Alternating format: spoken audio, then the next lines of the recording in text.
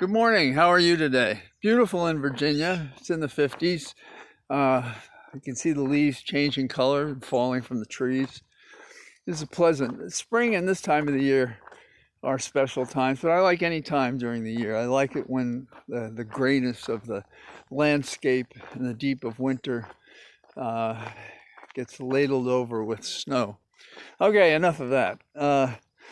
So what's the headline? The headline is last night, Congress decided that they should hold Steve Bannon in contempt. Now, that's good news, but consider the following.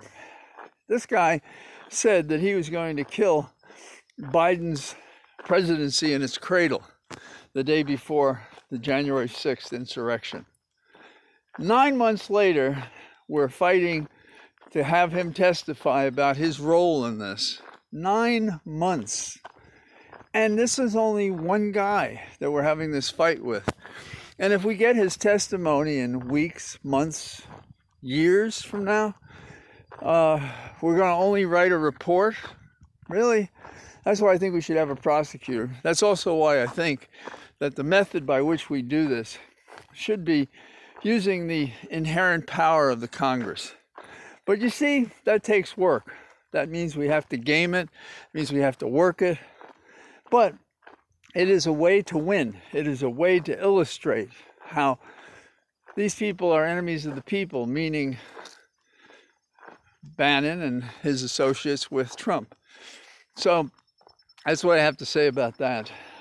Here in Virginia, I'm getting focused on the race. I've been paying attention. I've made contributions. We all do something here. And it appears that McAuliffe is taking on the issue of abortion, right of a woman to be let alone, to have mastery over her own body. And this is an issue that has cut across party lines in the past to the detriment of Republican candidates. And so in this election, Youngkin, who is opposing McAuliffe, who was once governor and seeks to be governor again, Youngkin told the voter who taped the conversation that he couldn't talk about abortion now because it would hurt him, but after he won the election, then he could.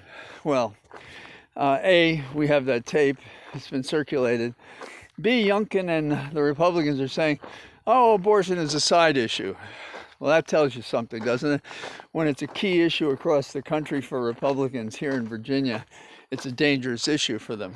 I think it forebodes that McAuliffe is in a stronger position than people realize. And I hope he does better than 2, 3, 5%, because I'd like him to have some coattails for the rest of the ticket. Now, what else is going on? There are some things going on that are good. For example, Biden is modifying regulations so that electrical companies are being encouraged to move toward renewable energies. And who is his prime opponent on this? Manchin. But Manchin can't do anything about it. It's an executive function. And this is how Biden is dealing with the paralysis that passes for a U.S. Congress. We also have Manchin fighting with Sanders about the $3.5 trillion infrastructure package that the country needs. And Sanders properly defends it. But not a lot of people will remember the numbers that began this debate. You may remember that Biden originally asked for $2.2 trillion. Now, he's managed to put, I guess, $4.5 trillion on the table, so that whatever he bargains it down to, it may look like a compromise, but in fact, it's an improvement on his original, or similar to his original choice. So the $1 trillion sitting in the House for infrastructure waits upon what's going to happen with the budget reconciliation bill, which we would prefer it to be $2.5 trillion. And Manchin wants it to be $1.5 trillion. And some people think it'll be $2 trillion. Well, if it's 2 plus 1 is 3, so it's more than Biden originally asked, if that happens. The choices for this infrastructure bill on the Senate side is to increase funds, for example, for Medicare. Those who need eyeglasses, for example. Those who need hearing aids. Those who need dental work. Things you can't even get in insurance and private industry. And so that's a very positive change. Also, a component is about global warming. That wins many people, but not Cinema and Manchin. And then there are tax credits. So the Democrats keep talking about this as possible. From the beginning, I thought it was not. I hope they're right and I'm wrong, because I think these are important changes and we could use them and we need them. I think of Haiti as a terrible example of a neighbor of ours that we've been entirely unable to help maintain civilization, law and order.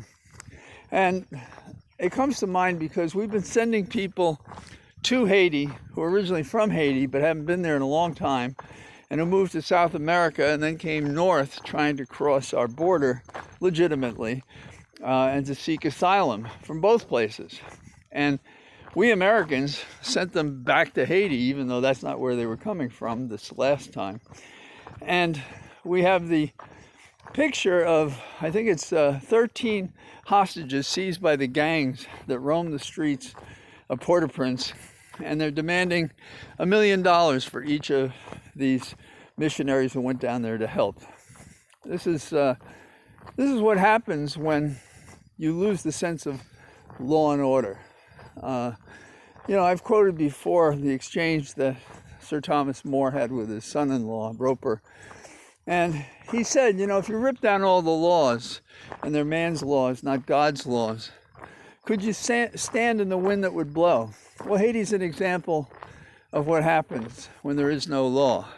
And going back to Steve Bannon, where I started this discussion, Steve Bannon, he doesn't want to obey the law. Not the law, not the Constitution, not rules, not senses of demeanor.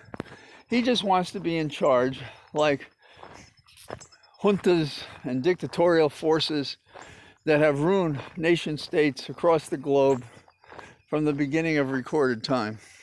And we shouldn't lose sight of the fact that we see around the world what's happening, that there are these challenges, and people in various nation states are pushing back and realizing that the law means more to them than they realize, and they took it for granted. And I think Americans have that same feeling. You and I have that feeling. I feel, in a way, I'm more conservative about the law than I realized when I saw people totally ignoring it, because there are ways to modify and change it, but it's no better than the people, the personnel in the system. And yes, I'm talking about you, McAuliffe, and not McAuliffe, excuse me, you, McConnell, and you, McCarthy. These Celtic names are a problem, aren't they?